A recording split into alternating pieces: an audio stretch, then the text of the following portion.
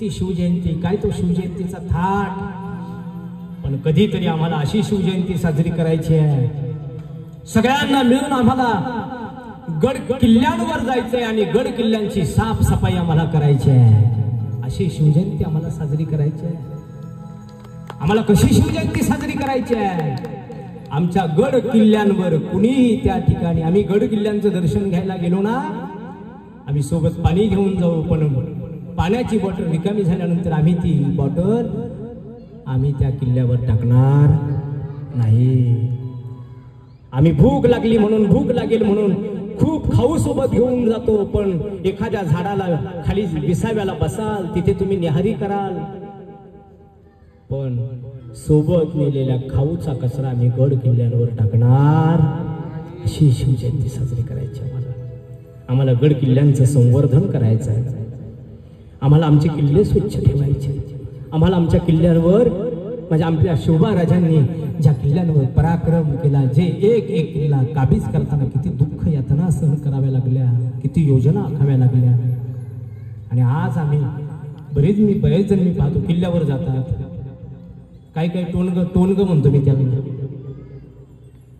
थोबाडामध्ये मोकार गुटखा थोबाडामध्ये पिचकाऱ्या मारतात जात, असं थोबाड फोडा वाटतं त्यांचं.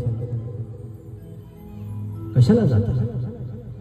म्हणून चांगलं करता येत नसेल तर करू नका, पण जे चांगलं आहे ते घाण करू नका. निसर्गाचं सौंदर्य टिकून ठेवा. आणि हे गड किल्ले म्हणजे इतिहासाची साक्ष.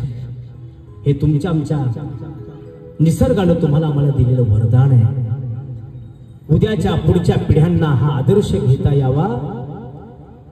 रायगड, एक काय त्या रायगडाचं नाव रायरी होतं, रायरीचा तो डोंगर, पण त्याचं रूपांतर रायगडात झालं. म्हणून एक गोष्ट सांगू, आयुष्यात एकदा मरायच्या आधी एकदा तरी बाबांनो रायगड बघा रे, रायगड बघा. मला माहिती तुम्हाला वेळ नाही, काय बरोबरच म्हणता, वेळच नाही वा आम्हाला, इथं खायला वेळ नाही बाई, इथं कधी देवाला जायचं आहे की नाही. हरी पड चालतो पण टाइमच नाही. का ग बाई टाइम का नाही? ना तू माझ्याशिवाय राहतच नाही. मेल्यावर तू मेल्यावर मग राहील का? म्हणून एक गोष्ट सांगतो मी तुम्हाला, स्वतः करताही थोडं जगावं आणि आयुष्यात एकदा तरी रायगड.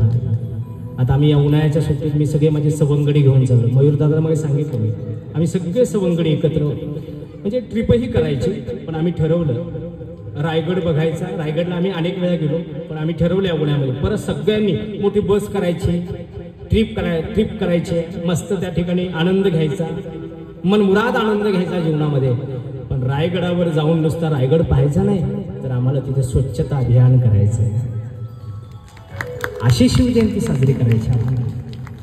पावसाळ्याच्या दिवशी आम्हाला वृक्षारोपण करायचं गड किल्ल्यावर, झाडे लावायची, म्हणून उद्याच्या पिढ्यांना आम्हाला स्वच्छ ऑक्सिजन देता आला पाहिजे. याचं प्रबोधन शिवजयंतीला झालं पाहिजे.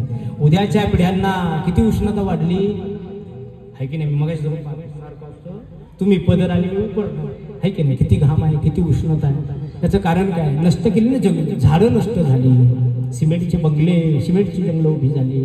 पण मला एकच सांगायचं, तुम्हाला एक झाड अडचण करत असेल, एक झाड अडचण करत असाल तर तुम्ही हातात कुऱ्हाड घेता, त्याला पाडता. पण एक झाड तुम्हाला जर अडचण करतच असेल आणि तुम्हाला जर पाडायचं असेल तर झाडांना पाडायची परमिशन नाहीये. पण एका झाडाची हत्या करण्याच्या अगोदर पहिली 10 झाडं जिवंत, 10 झाडांची लागवड करून ती मोठी करा. पर्यावरणाचं रक्षण आम्हाला करायचं आहे आणि असं शिवजयंतीतून प्रबोधन झालं पाहिजे.